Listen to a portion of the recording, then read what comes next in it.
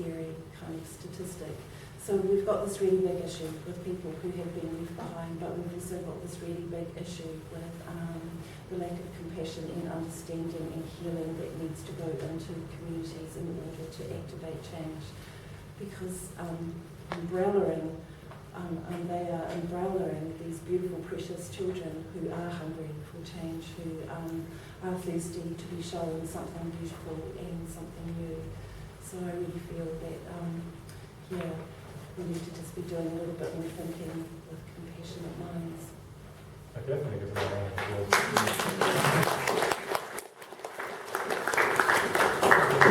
Alright, so on the topic of community gardens and permaculture, to what extent can either of these be scaled up to provide nutrition globally? And we'll start with Sally. Well, actually, I was researching a paper a couple of years ago and I saw this quote from, it was funnily enough from the United Nations Environment and Trade Commission. And I can't repeat exactly what they said, but they basically said we need a mosaic of small, regenerative, sustainable systems, right? And, I went, oh my God, this is someone at the UN level talking about things at a macro level. So we certainly need those at a local community level, and I think the community level is the right level for that. We need to protect and build our natural capital because we're losing it too much, and once we've lost it, it's going to be hard to get it back, right? We need to maintain our food sovereignty, there's no doubt about that, right? We need to feed ourselves healthy natural food, and that comes from healthy soil, healthy plants, right? So community gardens and permaculture to me are an integral part of that. And that comes from the ability for us as individuals and small communities to actually act, which is something we have in our rights to do, right? Permaculture, and I'm sure everyone can comment here, but for me permaculture is a way to do that. The ethics and principles of permaculture provide us a compass and a guide on how to do that in a way that we can actually restore the land and assist nature in its restoration process, which is what we have to do, right? We don't necessarily need to leave nature alone, we just need to work with it like a kindred spirit, and I think that's where, for me, for my journey, that's where permaculture has come in. So at Innermost we combine permaculture with the community garden, and that provides us a set of rules that we always make decisions on, and I really like those rules, and in the last 20 years I've never found a rule that hasn't worked for me as we actually develop those systems and models. And I think permaculture can be applied piecemeal and whole. Right? You don't need the magic quarter acre or an acre to actually do a permaculture design, and I think it can be applied small and large. Maybe you could comment on that. Yeah, I struggle with it. I mean, I don't know how we're ever going to sustainably feed 6 billion or 10 billion people on a planet that has millions of other species that deserve a day in the sun as well. To me, always the big one elephant in the room is our own numbers. And do we assume that we all have this right because we've been born and there's 6 billion of us, therefore we all have the right to take from the earth what we like, really, and make ourselves whatever we like and make ourselves right. I don't think we have any rights like that, actually. I think nature has the last say anyway, not us. I don't know. I don't know whether it can be scaled up to what where you can feed 6 billion people. I just know it's a much better way of doing it. And it will make the people who do it a lot healthier and well nourished. We feed 70 billion farm animals. Yeah, but then we slaughter them when they're young, and they're not part of the natural ecosystem either. Take them out. Yeah. Well, as I say, we grow, what is it, in America, 24,000 acres of lettuce all in one place, and as Tim said, we pour herbicides on them and pesticides on them because they're not a natural ecosystem. We grow huge areas of soy have been. So how do they call them organic? They're not organic, surely, are they? Well, they're called organic, they're certified as organic because they're spray-free, Just be careful of organic. Organic is a set of rules, it's a standard. It doesn't necessarily mean it's hugely healthy. Yeah, they're all natural too.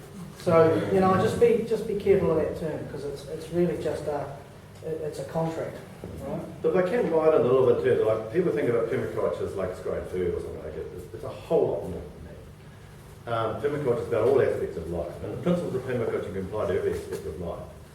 And I suppose my answer would be, under the present economic system, our present governance system, no, it's not possible. Not possible at all.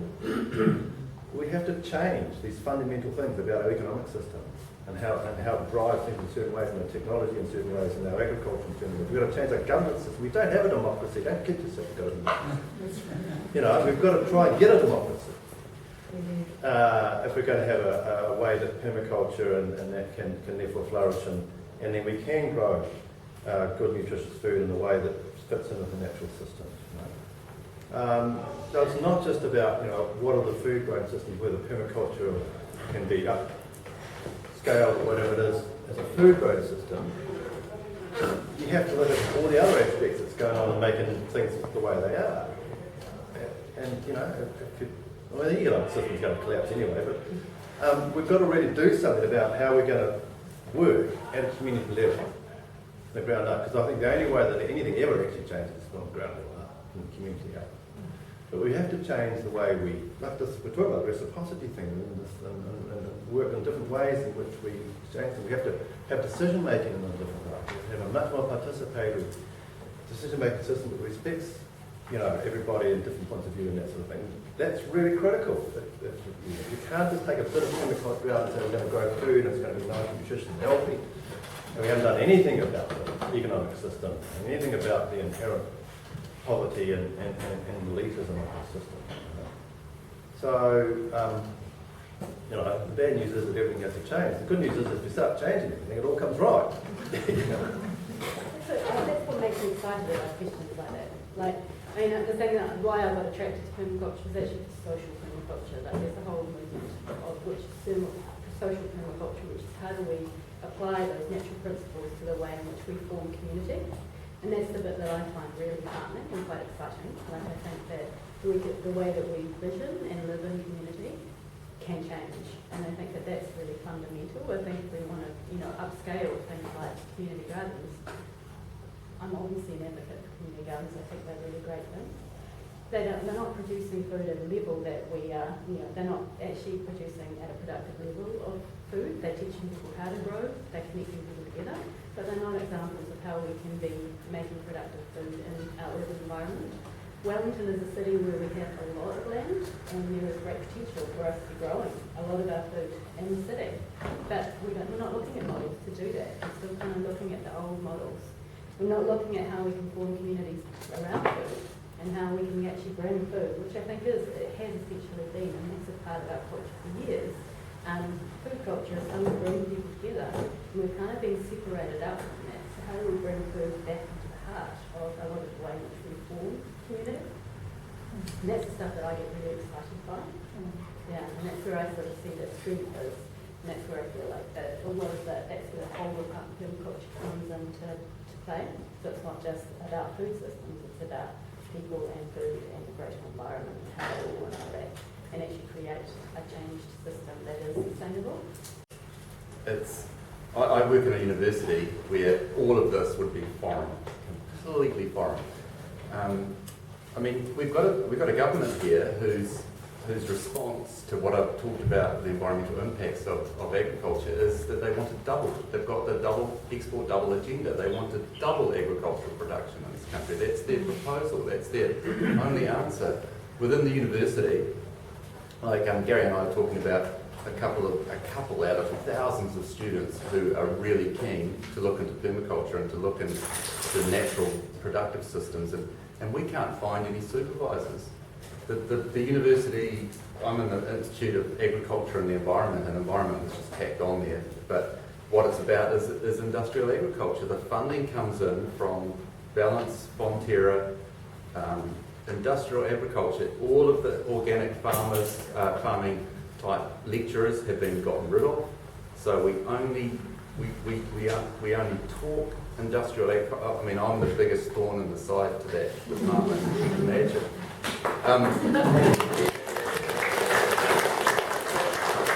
Stephen enjoys model of universities is to turn out students for jobs. And my teaching is being restructured at this moment to turn out, because when I've finished with a student, they don't want to go and work for a council or Fonterra or something like that. I'm the opposite. They want to make people, it's what I thought the role of politics was actually, as a kind of vocational institute that just turned out these identical, people, that are lined up for a particular job.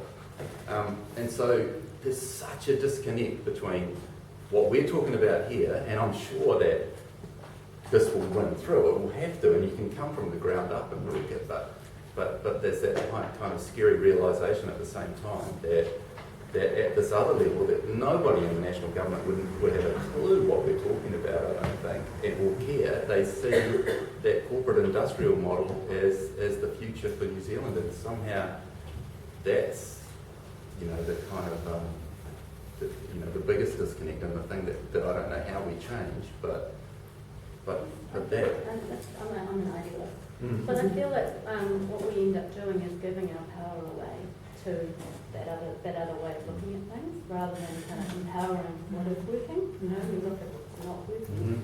And so we begin to kind of focus on what is working and what examples that are there, and then flow our energy into that. That's the greatest way that those changes will happen. But for this institute, that could be teaching valuable skills like this. It's not. It's teaching useless skills. And they're funded by organisations that want to continue that process.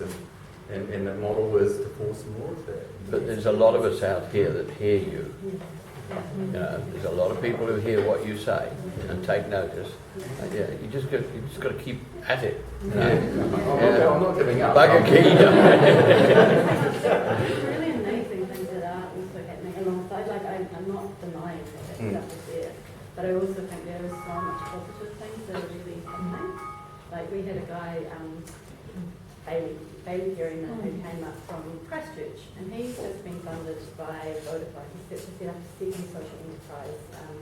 His first one was called Garden City 2.0. I mean, these are small-scale projects, but they start to have a greater impact over time. The more that they become successful, the more that the impact on the scale grows, and people see them as successful models. So he first set up a project called Garden City 2.0, which was a facility food production box. So what he does is he works with sort of small-scale suppliers who produce just beers, or just produce walnuts, or just produce, and he makes it so that those, at the time that they're providing, he becomes the way that they can be distributed, so that the producers can only focus on just producing that thing, rather than how they're going to market it all. So it's actually started to set up a market for those small-scale suppliers. So that was his first business. That was being successful, and it's gone to the point where they have been able to, it's not making acres of money, but it's running itself, So now he went back to Vodafone, and now he's got $100,000 a year for the next 3 years to be able to set up an organisation called Cultivate, which is an organisation working with youth, teaching them how to garden, but the essence of it is trying to teach youth to follow their impulse and to kind of how they can contribute to the world, what their kind of creativity is, and kind of developing the biodiversity of people through gardening. And so that's what he's doing over the next 3 years, is setting that up.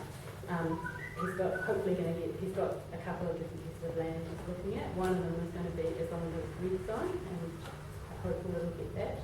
And so it's just sort of, I find that those sort of projects, they are happening, and the vision of them is getting funded, and things are growing in that kind of arena, Like what I love about that is it's about urban agriculture, but it's actually through growing food, it's growing people, and it's about kind of recognising the biodiversity of people.